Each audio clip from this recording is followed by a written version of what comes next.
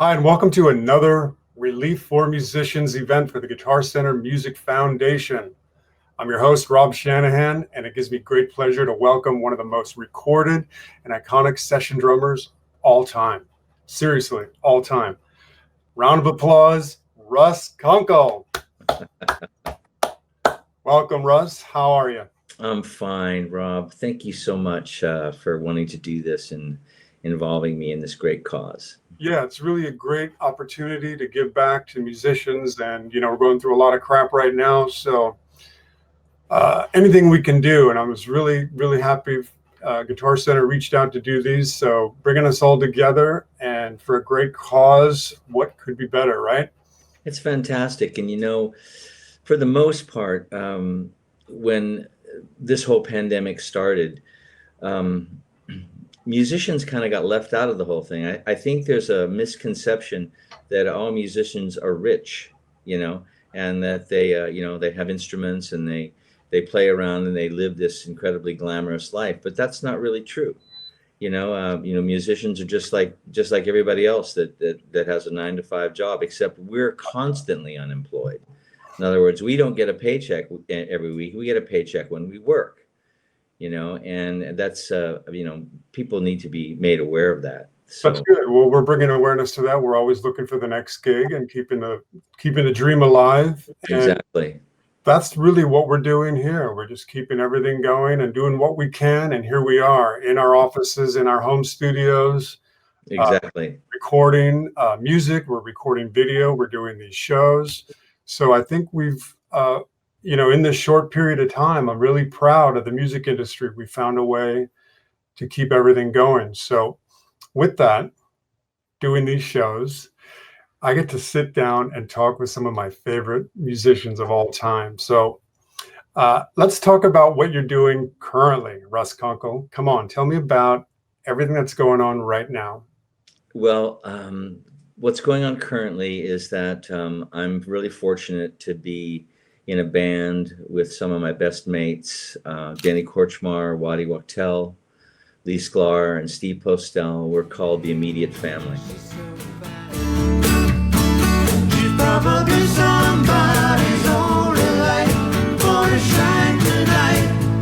Yeah, she's probably somebody's baby, alright. Heard her talking with her friends when she thought no one else was around.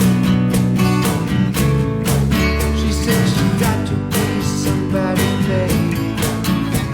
She must be somebody's baby.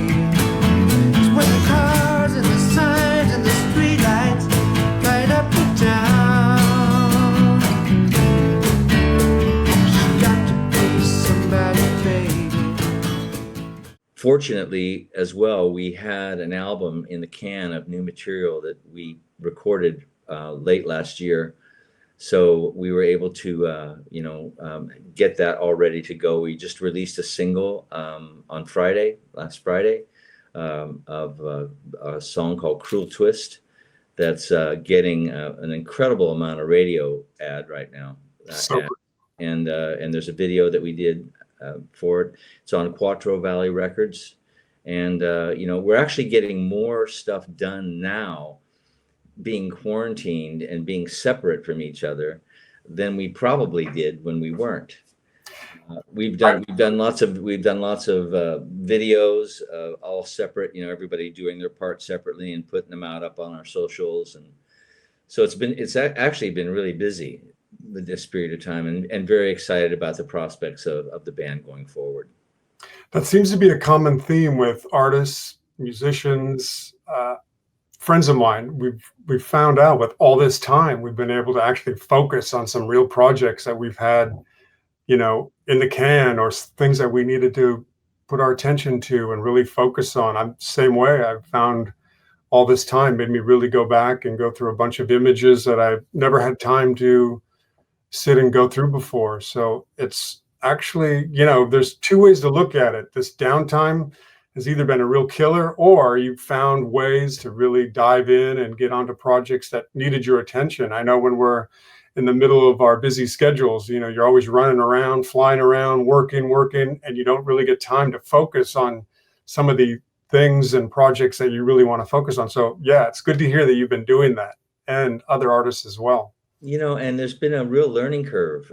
We all had to become little, you know, videographers. You know, we had to figure out how to use the right apps on our iPhones, and you know, to actually take good video that didn't look like it was, you know, completely amateur, and then put it all together so that the sound quality was good. And you know, it's been a learning curve, but you know, everyone's you know, up to the task. Yeah, really good. And just to give a shout out to this platform that we're on right now, 8x8. 8x8, yep. It created this amazing video conference platform that I've been using, and it works really great. And, you know, little few hiccups getting into it, but once you figure it all out, it's really user friendly, and I'm happy to be sharing it with my music friends. So the Immediate Family, and I know this band because the record cover, or the record you talked about, I did the cover for, and I've been shooting your band photos. And let me tell you, what an all-star lineup. You guys have been the soundtrack for Southern California rock music, 70s, 80s. Better not let him in. Little old lady got me late last night. Werewolves of London again. Werewolves of London.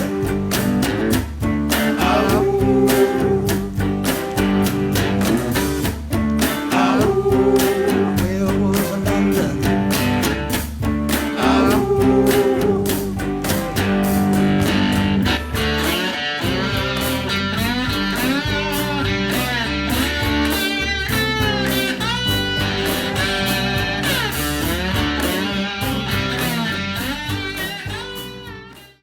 So let me go back to your first arrival into Hollywood. Now, I just found out this morning, reading some other things about you. You're originally from Pittsburgh.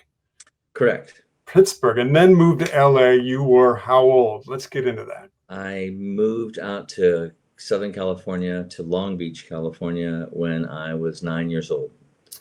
And with my mom. My father had passed away back in Pennsylvania, and we just decided to relocate out here. I had a sister who was living out here, and moved to Long Beach and went to middle school there and high school at Long Beach Poly, graduated from Long Beach Poly, and was in lots of different bands, surf bands.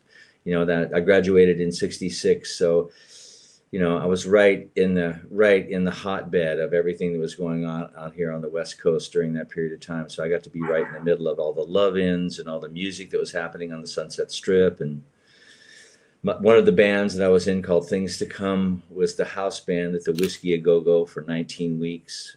We opened up for Cream, Jimi Hendrix, the Hollies, the Byrds, Gene Clark, the Electric Flag, the Allman Brothers before they were the Allman Brothers, you know, Spirit, all you name it, we opened up for them, and so we're right in the middle of the whole thing, and then went on to start doing sessions, music publishing sessions.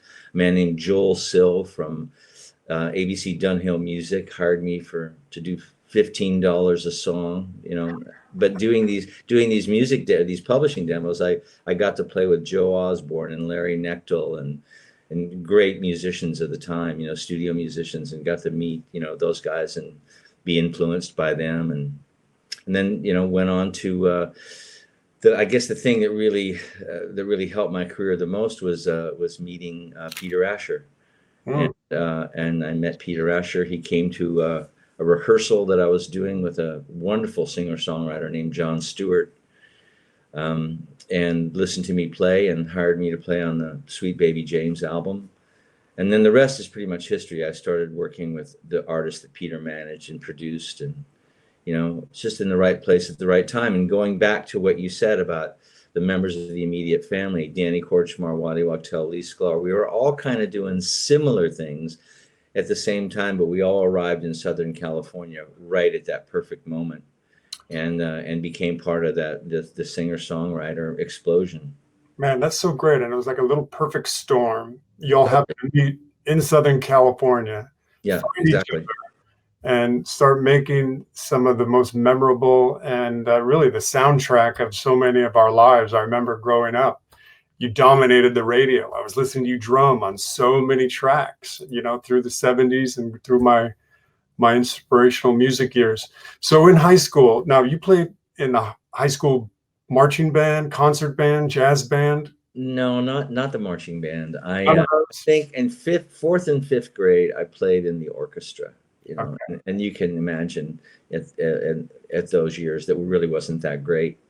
So that was part of my influence. I actually got kicked out for playing the snare drum too loud, but See, that I surprises wear that like a badge of honor.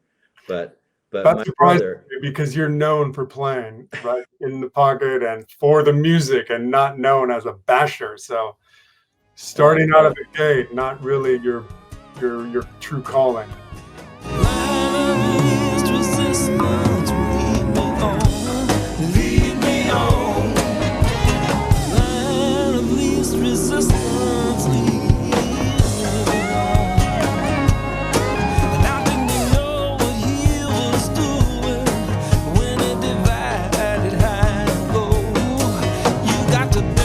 Seed in the dirt, my friend, if you want the thing to grow. Isn't that so? Isn't that so? Go where your heart says go. Isn't that so? the real drumming influence for me was my older brother Gilbert. He had a band that rehearsed a lot at our house, and I got to he put me on his knee and put the sticks in my hands, and that was pretty much it. And he was a huge supporter through my whole career of what I was doing, and he passed away years ago, but Mm. he was the reason that I started playing. Oh, good. So you're still continuing to pass it along through him. That's good. It was basically him, Charlie Watts, and Ringo Starr, basically. That's great. Who else do you need? I mean, that's all you need, except Hal Well, Blaine. maybe some Elvin Jones and some Jim Keltner thrown in there. Yeah, eventually you would go on to not only meet those guys, but they become really not only mentors, but really friends and pals of yours. Tell me about working and in the studio with all these great musicians. And through the years, I know you and Jim Keltner and the other guys have ended up passing on studio gigs to each other because you've been so busy. Is that true? Is that correct? Well, with Jim, I don't know if we passed gigs on to each other. We were both pretty busy, through all that time.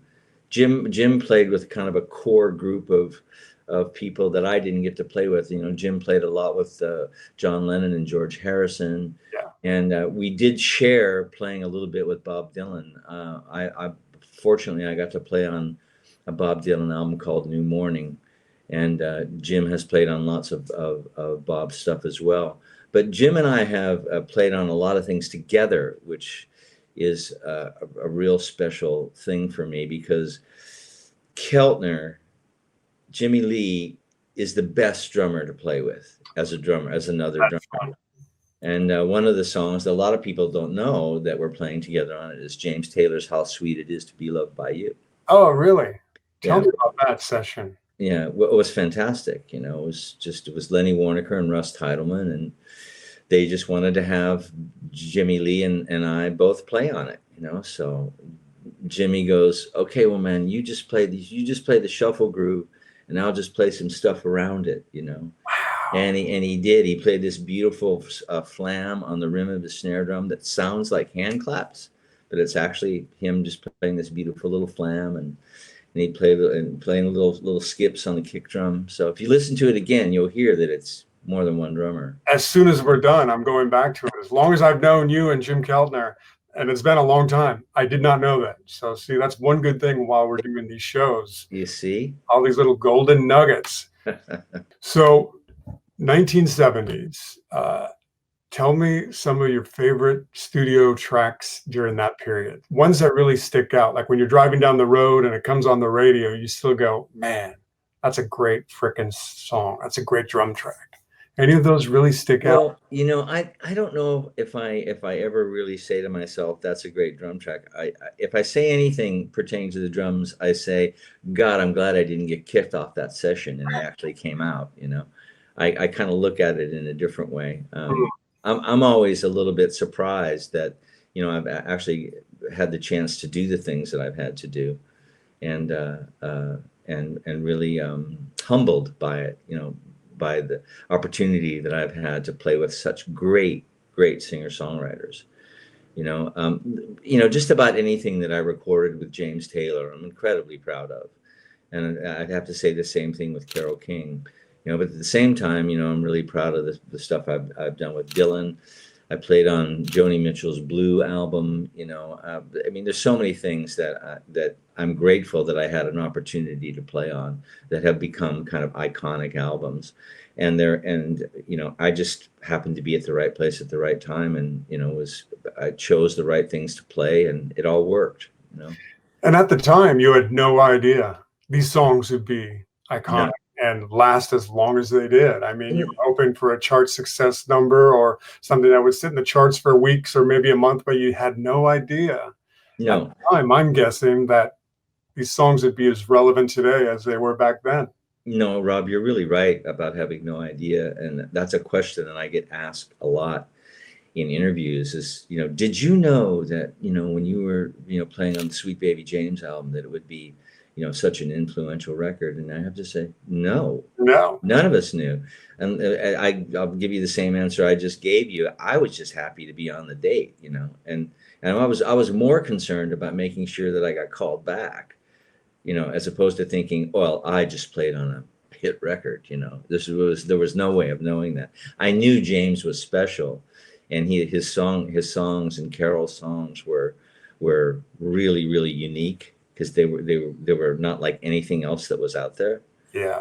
So yeah, it's hindsight is 2020, but I had no idea at the time, but I'm sure happy that I was there.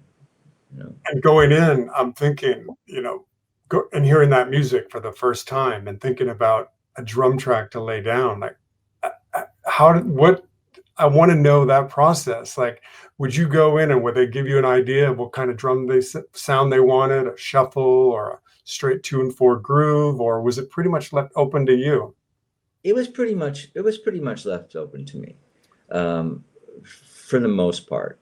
I think what happens to me when I'm sitting down and I'm in a session and I'm about to make the first sound that I'm going to make pertaining to this particular song, I just kind of rely on my muse. I really don't try to overthink it.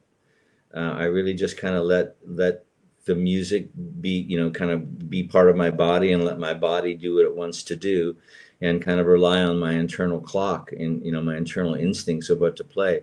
But if I do have a conscious thought before I start making any noise at all, it's that I want to try to play something I've never played before. Oh, that's good. I don't want to rely on the same old stuff, the same old things. I want to try to think of a different way to play it. And the best example I can give is if you listen to Manu Katché and you listen to the way that he interprets some songs, listen to him when he plays with Sting, or when what he played on Robbie Robertson's album, Robbie Robertson's first solo album. Yeah. He plays he plays the negative of the positive. If you take a black and white, you'll understand this. If you take a black and white photograph and then right next to it, you show the negative of that photograph, how the contrast is, what was white is black, what was black is white. Manu does that. Yeah, that's good. He'll create a groove by playing all the in-between notes. He won't play the one and the 2 and the 4 won't be the accent notes. There'll be some other part of it. But he'll make a groove out of that negative. And I try to think that way. I try to think of a different way to play. But, if it's a straight 2 and 4 groove, I'll try to think of how can I create momentum and have this be a constant, but without playing those notes in the way that they're always played.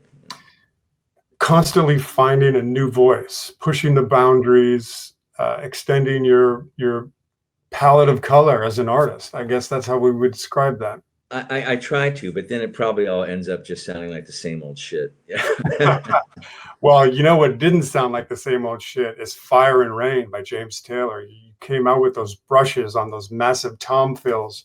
That was pretty cool, man. That was, I got to say, that was a pretty cool move. And tell me about that session. Do you remember any about that detail? Of course, yeah. The rehearsals for that album took place in Peter Asher's living room, where there was just a grand piano, and Carol was playing piano, Danny Korchmar playing acoustic guitar Hmm. for the rehearsals. We didn't have any PA or anything, and James playing acoustic guitar and singing. And I had my drum set up, pretty pared down kit, but it was my drum kit. And so Yeah. for the rehearsals, I couldn't play sticks on anything. So Uh, I just played brushes like I would play sticks, so, for the songs. And we didn't rehearse them that much. It was just to, I guess, find the right keys and for everybody to be familiar with the songs. And when we went into the studio, the songs that I knew that I wanted to play sticks on, I played sticks on them. But when it came to do Fire and Rain, I mentioned to Peter, I said, I think I'll just play this the way I did it in rehearsal with the brushes, because that was kind of working. Or do you want me to play sticks? And he said, no, play it the way you did in rehearsal. So I did, and we had a great engineer named Bill Lazarus at Sunset Sound, is where we recorded that album. And he had mic'd my drums so great. He used, I don't know if you remember these, Sony made these mics that were just so great for tom-toms. They looked like a pill. And they were just these beautiful, really, really warm microphones. And he had those on all my toms.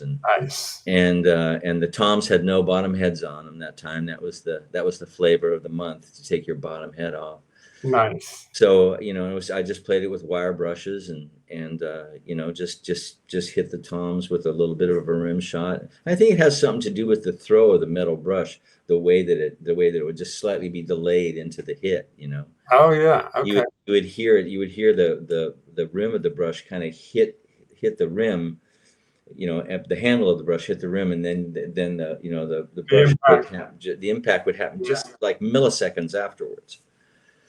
So, I mean, that's my best guess anyway. But it was an amazing session, and that's how that came about. And I had no idea that, that song was gonna do what it was, and I don't know why I chose to play those fills over the bar lines, but there was all this space in the song where James would just hang on these chords, Yeah. and it felt like there was room to do something there, and I didn't consciously think about it; it just happened. I went to see James in Vegas last summer with Steve Gadd, and to watch him play your drum tracks is really special too. That's a cool treat, man. What a show. And that song comes on and the audience, everyone's up on their feet. It's just an amazing, amazing song. And to be a part of that's got to feel really special. Yeah, it's really true. Yeah. So let's talk about some of the other artists you played with. I mean, the list is, forget about it. It goes on and on. Neil Diamond. How about that? Neil Diamond, Carly Simon, Joe Walsh. So actually, the first time I met you was in Vegas, 4th of July. I went out there to go see my friend Scott Crago play, and you were double drumming with him, Joe Walsh. And Scott said, let's go. I want to go and introduce you to Joe. And I'm like, no, I want to go meet Russ. Come on, let's go see Russ. And I had such a great night that night. It was so long ago. Well, I have to say, another great drummer to play with for doing double drums is Scotty. He's a dear friend, and he's such a fine musician, and he's, one of the pillars of the Eagles for years, being able to take over the drum spot when Don wasn't playing drums. So, yeah, Joe Walsh is just amazing. I mean, Joe Walsh is one of those. I'll try to be brief with all these people. Joe Walsh is one of these people that really understands the guitar. Oh, yeah. He's a master of that instrument. And I'll never forget playing on Dan Fogelberg's Souvenirs album, not Souvenirs, which album was it that Joe produced? He produced his first, it's not his first record, but one of Dan's early records. Joe Walsh produced. And I remember Joe's studio, Dan was out in the playing room doing a solo overdub. And he did a couple takes, and he came back in, and they listen to it, and Joe proceeds to tell him, man, you got to take your time. You got to give every note a cameo, you know. That's funny. And Dan really listened, and from then on, he really incorporated that into his solo playing, where he took his time, and he built the solos up, as opposed to just kind of, you know, playing things, you know, that are unconnected and as fast as he could. He really started to become a really lyrical soloist. Oh yeah. And Joe has that ability. Not only is he a great player, he's a great teacher. You know, he's one of the funniest human beings on the planet Earth, with one of the driest senses of humor ever. Oh yeah. And he's just an amazing songwriter, an amazing singer, and just all around greatness out of him. And so is Dan Fogelberg. Working with Dan, who never really ever gets enough credit for all the wonderful songs that he wrote. Oh yeah. And a huge fan base that he had. Sure. But it was great to be able to work with both of them, you know. How about Seals and Croft, Neil Sedaka? I mean, the list goes on and on. Well, here again, I only got to play on a few things of Seals and Crofts. Yeah. And they were just, what great harmonies that they were able to come up with. They had such a unique sound. And really, here again, really, really good people. And I really enjoyed playing with them. You know, I didn't get to play that much in the studio with them. I think I played on a couple of different albums, a few cuts here and there. But they kind of used, you know, a lot of different musicians on their records. So, you know, I didn't get to spend as much time with them as I did with some of the other artists I work with. But great, iconic players. And I think the reason that I got to work with them is because at the time, the great guitar player Louis Shelton was producing their records. So I work on those with him. So you find that's where a lot of your work came in that period. It's just word of mouth, or the producers would recommend you for other artists. For sure, absolutely, yeah.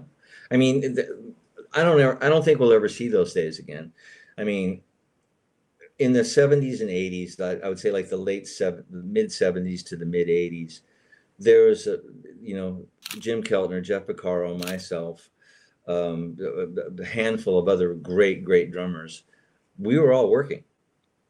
I mean, Hal Blaine was still working at that time, and you know, everyone else. And I would do a you know, a 10 and a 2 and maybe a 7. You know, I would do maybe 3 sessions a day, and then maybe a double session at night. The nighttime sessions were either like with James Taylor or Linda Ronstadt or Jackson Brown, but I would do other sessions during the day. I had to have 3 drum kits. Man. So that they could be at different places. But it wasn't just me, it was all the other drummers that were working that much too. But that just doesn't happen anymore. No. And I don't know if we'll ever see a time where that'll ever happen again. That was a magical period. Yeah. For song creation, for recording. Southern California pumped out so many great hits in that era. And prior to that, that was when the Wrecking Crew was doing the same thing. The difference between say the Immediate Family and the Toto and the other musicians that were working that much at that time, we all went on the road, where the Wrecking Crew didn't go on the road. Yeah, they stayed. They just worked in the studio. They stayed in town, but right. we did records, and then we went on the road with the artists. So that was the difference. We were kind of, you know, able to have both experiences. Do you prefer the road or the studio? Well, I like them both, but as musicians, we got much more exposure out on the road. Out on the road, for sure, because you know, people would remember us, you know, being part of the Jackson Brown band, or being part of the James Taylor band, or the Linda Ronstadt band, or the Carole King band. Tell me about Hal Blaine. I know you used to run into him in the studios, and I read somewhere they would put your ear up against a studio door just to listen to Hal Blaine play. Oh, absolutely. Absolutely. Just love listening to him play. And a lot of times his drum kit would be in the hallway, you know, getting ready to be loaded into a studio. Oh, the big Octa kit. Well, he had lots of different kits, but yeah, that one in particular, the one that had the little hats on the heads. Yeah, he had like cloth muffles over all the tom-toms. And because, you know, that was a sound at one point, you know, people wanted really flat tom-tom sounds. Mm-hmm. But I would just go up and look at him and touch him and go, oh man. And then later in life, I got to, you know, actually spend a little time with Hal I agree. and really realize what a wonderful human being he was. He was special. I did And- the same. Later in life, just before he passed, I ended up spending a lot of time with him, actually out at his house with a film crew, and man, just really special. The stories I got out of him. I got to spend 2 days at a rock and roll fantasy camp in Vegas. Waddy and Danny and Leland and I were out there doing the camp, and I had done my clinic, and then they had, and also it was sponsored by Modern Drummer at that, and so there was a roundtable conversation with Hal and Jimmy Lee and JR and me and Joe Vitale and about 4 or 5 other drummers, and I'm kind of sitting 2 seats away from Hal, and he starts talking about, playing music and, all this kind of stuff. And I'm just kind of glued to him. I'm just kind of listening, hanging on every word. And little did I know it was a joke. It was like he totally sucked everybody in, because he was just like, he was giving this heartfelt, rendition about what it means to play music and all this stuff. And then it was a punchline, and we all fell out. But that's, Hal had the ability to do that. He's the king of punchlines, that's for sure. On the kid and off, exactly. Yeah.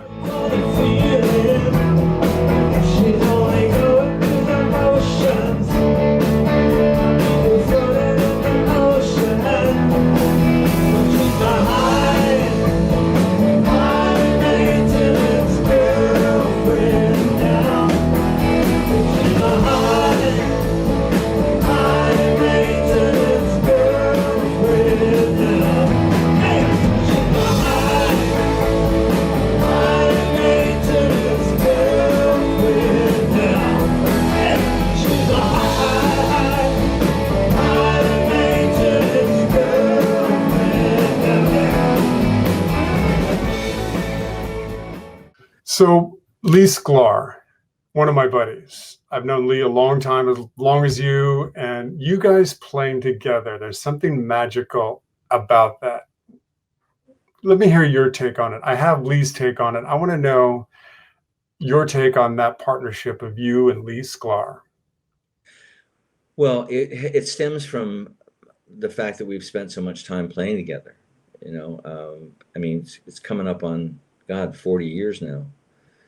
So when you've played music that much with somebody, you kind of know what they're going to do.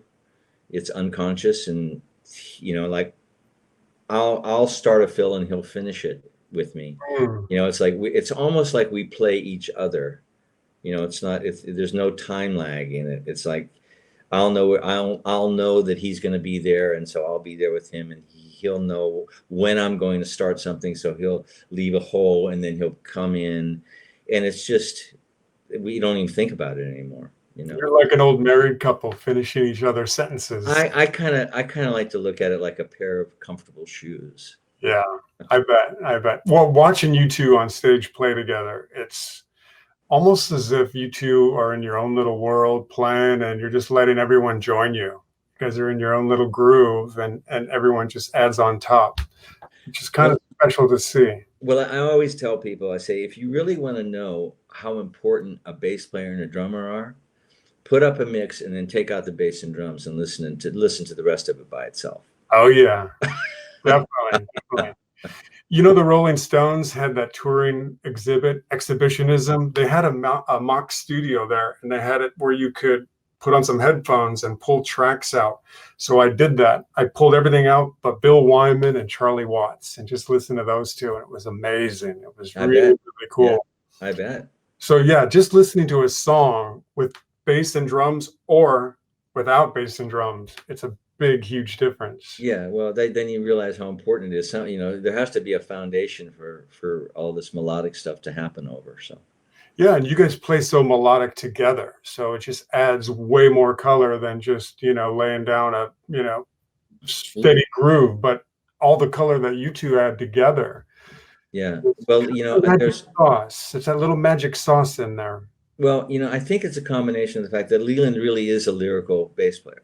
Mm-hmm. He plays. There's melodies within his parts. He loves to play lyrically, and I kind of love to leave space, you know, like I'll play a fill if I have to, you know, if it absolutely needs one, then I'll play one. But I tend to just like, you know, be the meat and potatoes of something and just keep something moving, and have dynamics though.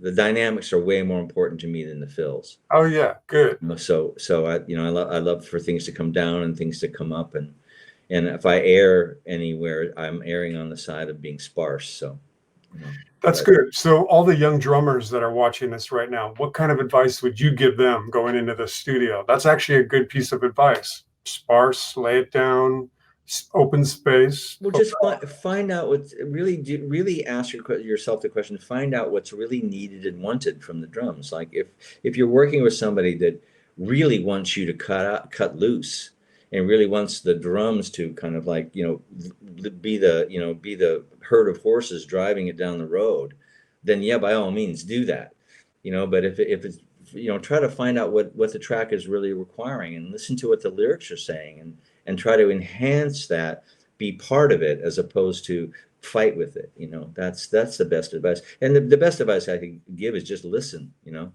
Let's try to figure out what the track can really use, and at the same time what it shouldn't have from the drums, you know, what it doesn't need from the drums, you know. Almost as important as what you do play is what you don't play. Exactly. I remember doing some tracks with Joe Walsh where he said to me, "Don't play any cymbals." Hmm. And I went, "Really?" He goes, "Yeah, I hate cymbals. Don't play them." So I was like, "Can I play the hi-hat?" He goes, "Yeah, but keep it closed." You know, it's like, You can play it, but I don't want to hear it. Yeah. right. But, you know, I mean, so, you know, it's really all about the artist and what they want. You know, it's not your song, it's not your session. But recording on a song isn't a vehicle for your stardom. You're there to help somebody else. Yeah. Yeah. Great point. Yeah.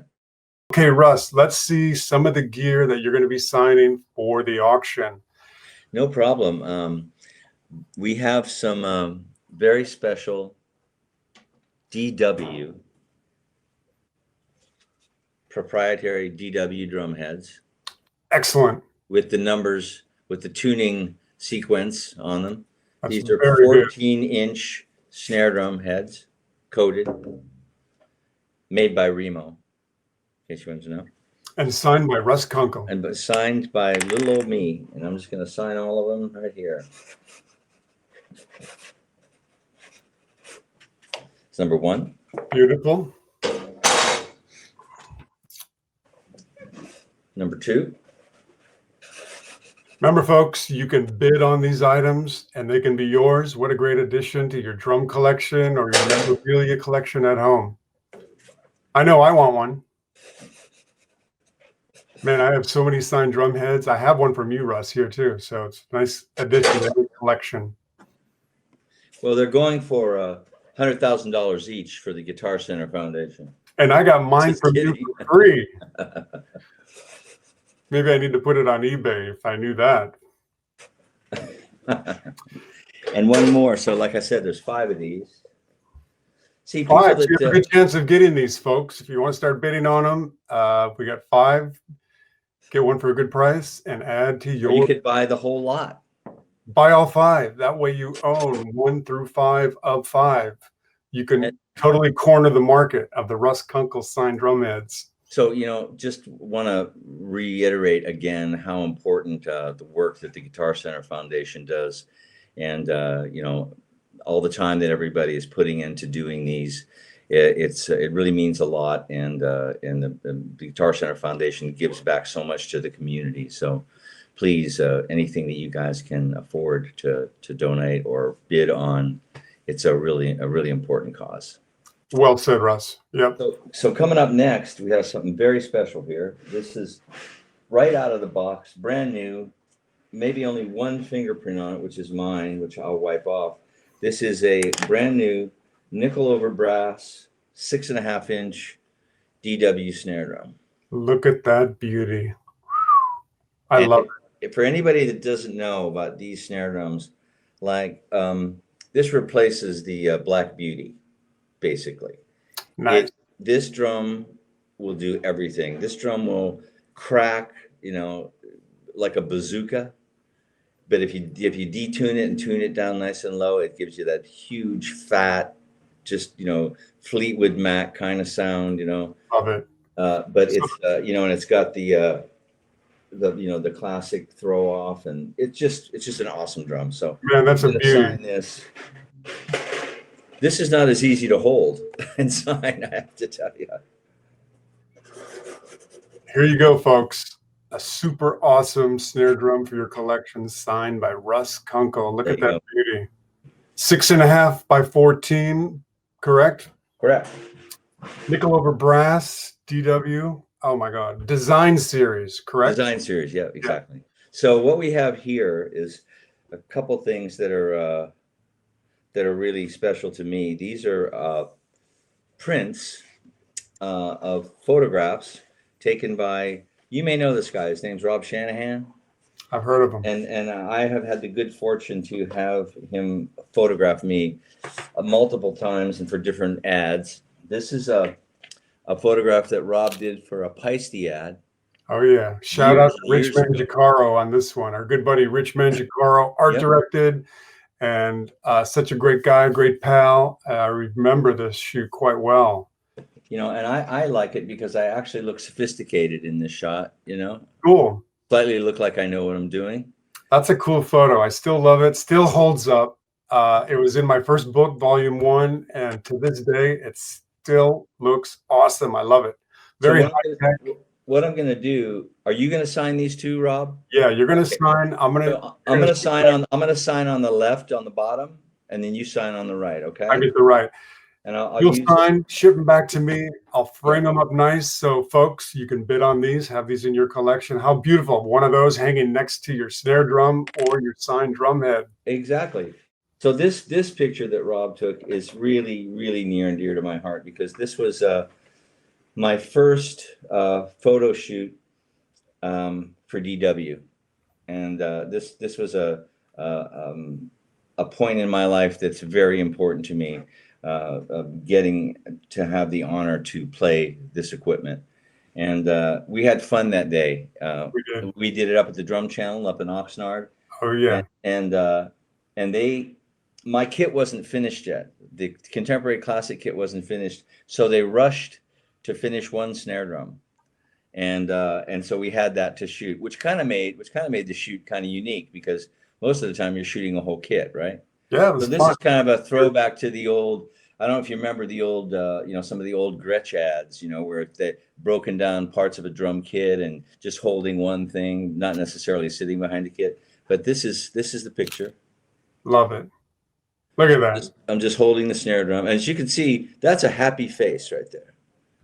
Happy to be playing DW and very happy to be holding that snare drum. So great. So remember, folks, bidding on the items, the proceeds go directly to the Guitar Center Music Foundation, Relief for Musicians. We can't thank you enough for joining us and being a part of it and doing what you can. Russ, always a pleasure to see you. You're one of my faves. And, we always have a good chat when we see each other, and I feel like there's a real bro-ship going on here. So I've been honored to work with you throughout the years and get to know you as a friend. And anything else you want to add right now? It's all Rob, I feel exactly the same way. I couldn't have said it any better. I hope that everyone out there is staying safe. I pray every day that we get through this and we get beyond this to some semblance of normal, whatever the new normal is going to be, and when we can get together and see each other again. And I'm looking forward to that day. Yeah, and don't forget, folks, coming soon, hopefully, to a city near you, Immediate Family with this all-star lineup. Man, such a great band. And I look forward to seeing you guys play live very soon, Russ. I hope we can all get back to it, doing what we do best, making music, photographing music, enjoying music. Come on, the world needs us more than ever. It's so true. Any of your donations and auction bids is going to a great cause. Thanks for joining us again. Russ Kunkel, thanks a lot. And I'll see you all real soon on the next episode of Relief for Musicians. Oh, thanks, Russ.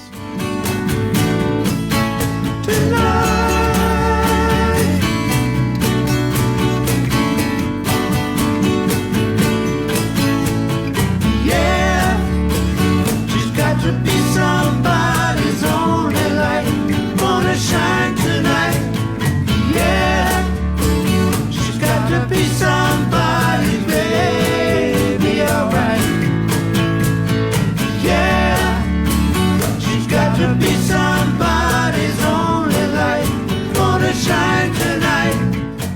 Okay, music lovers, now's your chance to give back to the music community.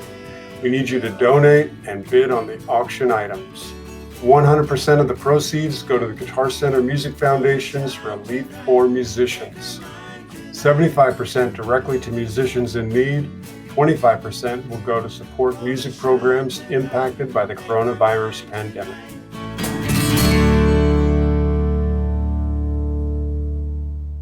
Certainly, we are at a time in our Earth's history that is uncharted. Many are in social isolation, physically distancing and locked down. We've spent months in our homes, separated, unable to do the things we are accustomed to doing. But music can't be stopped. This online concert series keeps the music playing. It will be exciting to see performances by some of the greatest musicians of our time, bringing their best to the stage, virtually. And what a great cause, music. We are thrilled to be a part and have you be a part of this. Thank you so much, and stay experienced.